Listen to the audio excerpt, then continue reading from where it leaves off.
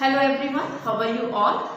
I have often heard people saying that goodness is rewarded, and I am compelled to believe into this notion because of the narration and anecdotes that people share.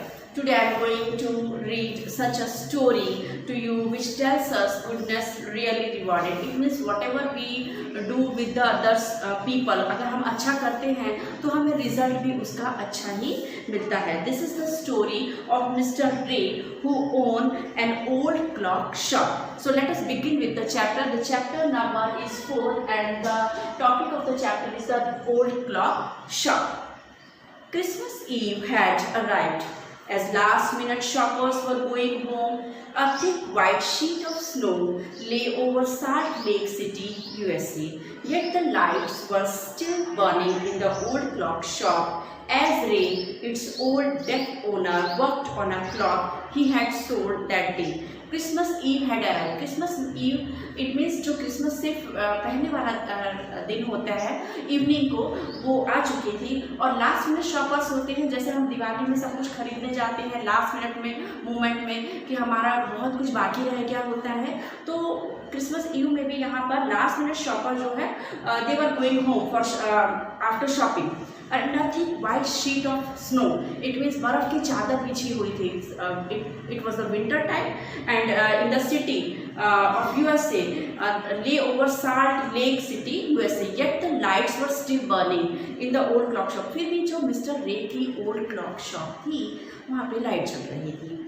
Its old deaf owner. Deaf means who is unable to hear, जिसको सुनाई नहीं देता. तो mister रे def थे और worked on a clock he had sold that day. जो उनको उस दिन क्लॉक्स बेचनी थी उसके ऊपर वो काम कर रहे थे. So what is the meaning of deaf? Deaf means unable to here.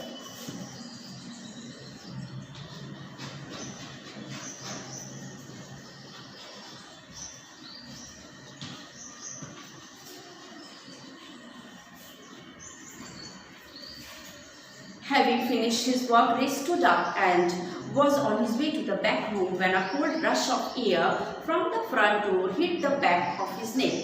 अपना काम फिनिश करने के बाद रे जो है अपने पीछे की जो उनकी शॉप थी उसके रूम में गए और वहाँ पर एकदम से बहुत ठंडी हवा आने लगी. He turned to meet a last-minute shopper, but his old wise eyes told him that this was not a shopper. He saw two men, one in his 20s, the other closer to 50. वो जब उन्होंने पीछे मुड़कर देखा तो उन्होंने देखा कि टू शॉपर्स यानी कि शॉपिंग करने के लिए आए हैं, लेकिन उनकी जो ओल्ड वाइज आइज थी, इट मीन्स वो इतने एक्सपीरियंस थे कि उनको पता चल गया कि ये शॉपिंग करने नहीं आए हैं. दो मैन थे, उसमें से एक 20 ईयर्स का था और एक 50 के आसपास था. The younger man remained at the door. जो यंगर हाइट में जो 20 ईयर्स का था वो डोर पे ही रुका रहा. The older man approach the counter with no sign of friendliness in his eyes. और जो ओल्डर मैन था 50 ईयर्स का वो अंदर आया, लेकिन उसको देखकर ऐसा नहीं लग रहा था कि वो गुड पर्सन था या फिर वो कुछ खरीदने के लिए आया था. Ray was able to hide his growing fear as he slowly pushed a notepad and a pencil across the counter. Mister रे थोड़ा डर गए, लेकिन उन्होंने उसको दिखाया नहीं. उसके बाद उन्होंने काउंटर पर एक नोटपैड रखा और एक पेंसिल रखी. As he was deaf, he smiled at the unfriendly face, then pointed to his ear and shook his head from side to side. वो जो आदमी था उसका वो अनफ्रेंडली था, कोई उसके चेहरे पे कोई भी साइन नहीं थे फ्रेंडली कि वो कुछ शॉपिंग करना है. और उसने जो है अपने ऐसे उसने अपने हेड टू हेड उसने ऐसे हिलाया अपना head. A quick look of surprise changed the man's face as he studied the notepad, then turned and said something to his friend. उसने जो है नोटपैड में देखा और उसके बाद अपने फ्रेंड को देखा. He used the chance to look closely at the man, paying attention to the shape of a gun and the restless hand in the man's right coat pocket. रे ने जो है उसको बहुत ध्यान से देखा. उनको टाइम मिल गया, जब वो आदमी पीछे अपने फ्रेंड को देख रहा था तो उसको टाइम मिल गया, तो उसने उसको देखा तो उसके पॉकेट में एक गन थी. Anger boiled with in him but it was kept down by the inner voice that said be still.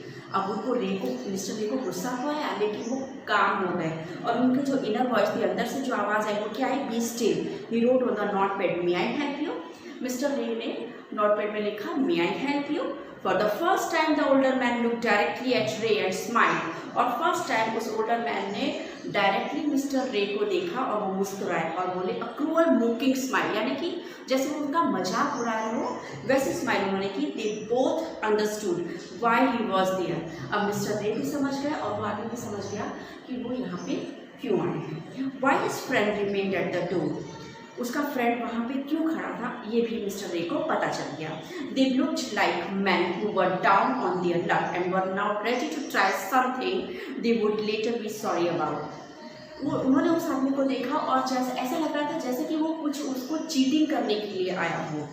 The clocks ticked on. Clock में से आवाज़ आने लगी। रे कामली रोट अनदर मैसेज। रे ने शांति से एक मैसेज फिर से नोटपैड में लिखा, have you come to pick up a clock और वॉच, कि क्या आप यहाँ पे कोई क्लॉक या वॉच खरीदने के लिए आए हैं।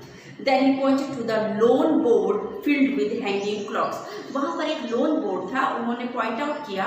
लोन बोर्ड क्या था कि जब भी किसी आदमी को ज़रूरत होती थी तो वो मिस्टर रे के पास आते थे पैसे लेने के लिए और अपनी कोई ना कोई वॉच या क्लॉक उनको देकर जाते थे और उसके बदले में वो मनी उनसे उधार लेकर जाते थे।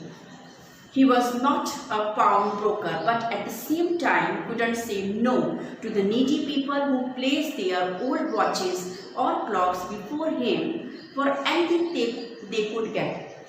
Mr. Ray was not a pawnbroker. What is the meaning of pawnbroker? Pawnbroker वो होता है जो लोगों को उधार देता है, person who lends money. What is the meaning of pawnbroker? P-A-W-N, pawnbroker.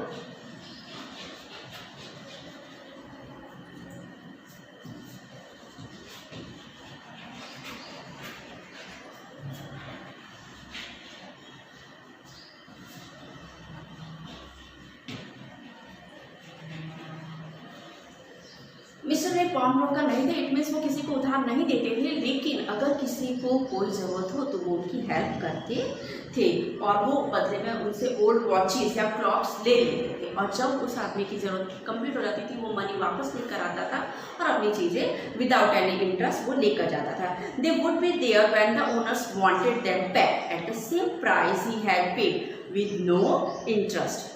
Then the older man seemed to feel a little easier, took out his hand from his pocket and quickly looked at the watch on his wrist. How much will you give me for this? The man wrote. Mister Ray ने उसको एक offer दिया था उस अजनबी आदमी को कि अगर आप कुछ बेचना चाहते हैं तो बेच सकते हैं। तो उस आदमी को ऐसे उसने अपनी पॉकेट में से एक वॉच निकाली, ओल्ड वॉच, और उसने कहा कि इसका आप क्या दोगे। It means he has written that message on the notepad. Ray noticed a little shame in the grey eyes looked at him. रे ने नोटिस किया कि वो जो सामने वाला आदमी उसको थोड़ी बहुत शर्म आ रही थी। The watch was nothing special and yet had great powers. वो रे ने नोटिस किया कि वो जो वॉच है वो बहुत एक्सपेंसिव नहीं थी, बहुत स्पेशल नहीं थी। It was something to exchange a way out of a bad situation. ये सिर्फ एक एक्सचेंज था जिससे उस आदमी को कुछ पैसे मिले और वो अपनी बैड सिचुएशन में से बाहर आ सके। Knowing that great need had brought the man to his shop in the first place, Ray asked, "How much do you need for it?" The reply came back on the notepad, "Whatever it's worth."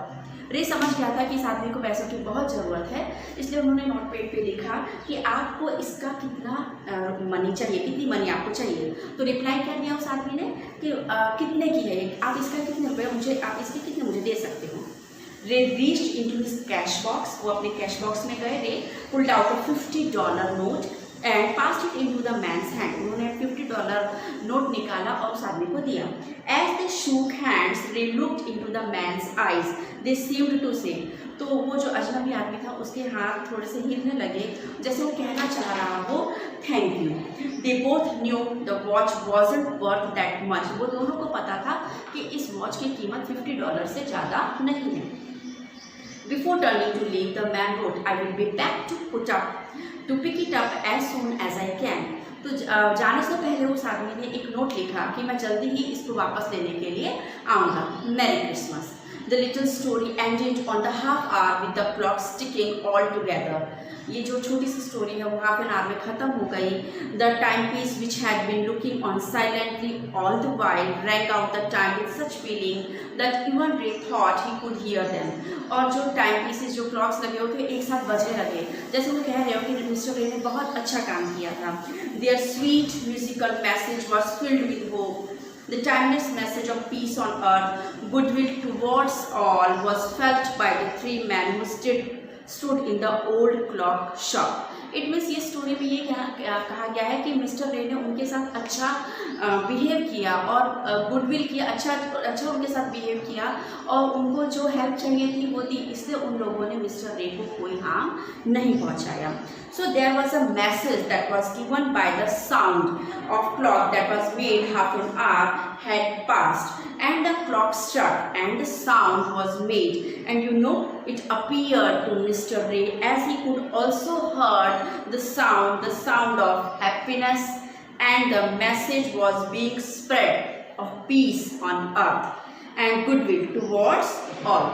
So because he good to all, it means so because Mr. Ray good to all, there was the peace and happiness. So students, read this chapter thoroughly and watch this video carefully. Bye and thank you.